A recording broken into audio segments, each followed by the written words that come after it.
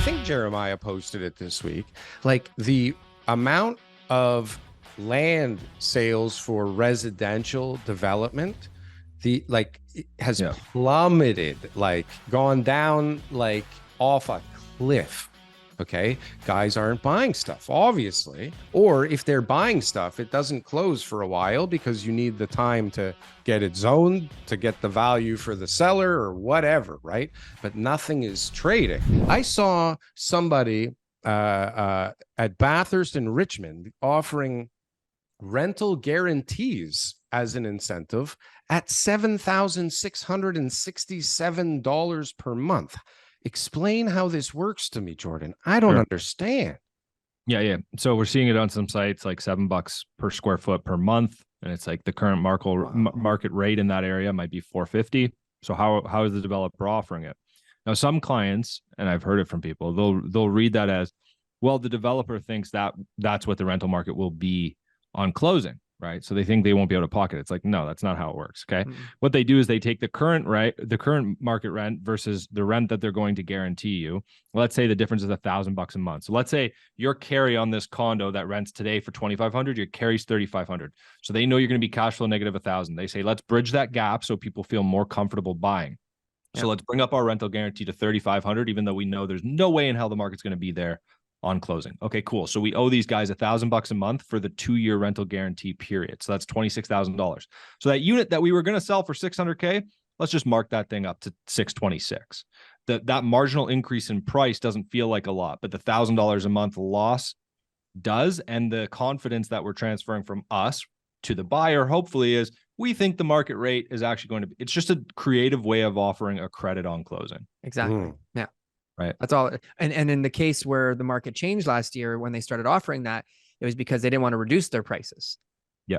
So well, because they couldn't probably, right? Yeah. So it's the same thing with credit on closing. People always ask me, they're like, why am I getting a 40K credit on close? Like, why that unit that I'm buying for 600, why don't they just mark it down to 560? Like, why are they giving me the 40K credit on close? And I'm like, because it's a separate amendment that the construction lender doesn't see. Yeah. So it's a way of reducing their margin without it actually being on their books. Exactly. Yeah. So Look, the rental guarantees are all the same. Look at all these stupidities that have to go on in the background just to keep like the machine moving, because there's so many other stupidities that you got to deke around just to get a goddamn house built in this city. Well, it's crazy, right? Because you look at 800 sales a month. Let's say it's not inflated at all. Let's say that's like the actual number. That's how many deals went firm. Okay, well, so what's that? 10,000 condos in the GTA a year. So we were already falling short of our housing targets, and now we're selling half as many as we were before, or less, like 40% the amount. So the way to look at it is just like housing sales today are just what completions are in 5 years in terms of condos, right? Like whatever's sold today completes in 5 years on average. Right. So if your run rate of sales decreases by half, well, your completion rate in 5 years it actually falls by less than half, because you got to remember, in order to even start construction, you have to hit your 70%, 80% sales. So if sales volume's half, it's like, well, if someone only manages to sell 40%, well, those buildings aren't getting built, right? They have to hit their targets. They got to hit unless it's like one of these old Italian builders who self-finance cash and stuff, but that's not that's not the bulk of the product. So I've been watching some of your content, and you've been mentioning that quite a bit. And it's a little bit of a bullish undertone, because really what's going to happen in a few years when we hit this mark? I mean, we've already been in a state of, lack of supply. We've got a lot of supply. This has been a common thing that we've been talking about, like 30,000 units or whatever coming up in 2023.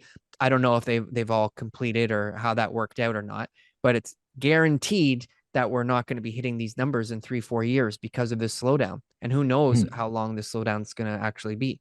Well, hang on a second. Where do we fill the gap? But the 800, is this because there were only 800 available, or like because no one launched and that's all that was on there and the market absorbed it, or people are falling short all over the place? The pool of standing inventory in new construction is deeper than it's been in 5 years.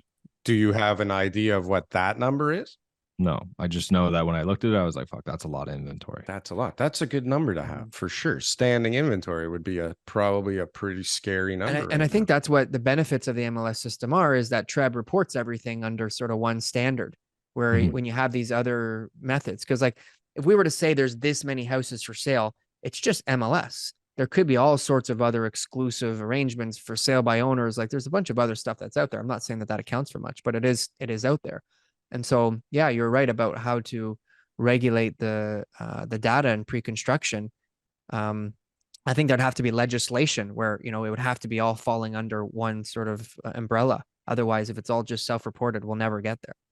We'll never ever have the information that we should. I think good luck like websites were always pretty reliable, right? So if you can get a place like Pre-Condo that has all the available sites in one spot, then that would be the most sort of reputable place for people to look and say, okay, developers have registered here, buyers are looking here. Everybody knows that the information on the site is accurate. You need really just the beginning of how the MLS probably started, however many years ago.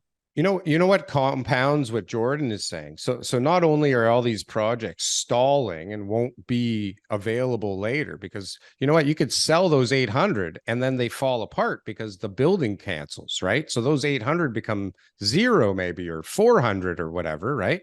But then if you look at what Jeremiah, I think Jeremiah posted it this week, like the amount of land sales for residential development, has plummeted, like gone down, like off a cliff. Okay. Guys aren't buying stuff, obviously. Or if they're buying stuff, it doesn't close for a while because you need the time to get it zoned, to get the value for the seller or whatever, right? But nothing is trading except for these dummies over here on the Canadian real estate show. We're financing going is the issue though there, right? Like all the deals that I was doing were VTB deals, unless you're buying a piece of land that is actually worth what you're paying. Right. Like if you're actually doing an assembly where you're actually getting market value on each one of those lots, which your deal is rare. I don't think there's any other deals out there that would ever work. No. But all the other land deals, the farm is worth $3 million, but someone's willing to pay 10 because of, speculation. There's a VTB. Greenbelt, there's a VTB, urban boundary expansion, or whatever it is, but it's all VTBs. There is no financing for that. Those deals. That's what Jeremiah was saying too. Is like the only thing that's closing, except for rare exception, is VTB. Yeah. And then land value itself is down, what, 25-30%. And that hurts too. Hey guys, thanks for watching our clips channel. Why don't you go and check out some more clips? We got lots of other good content somewhere over here. Don't forget to like, comment, and subscribe. Boom. That was good. That was good. I like that. That was good.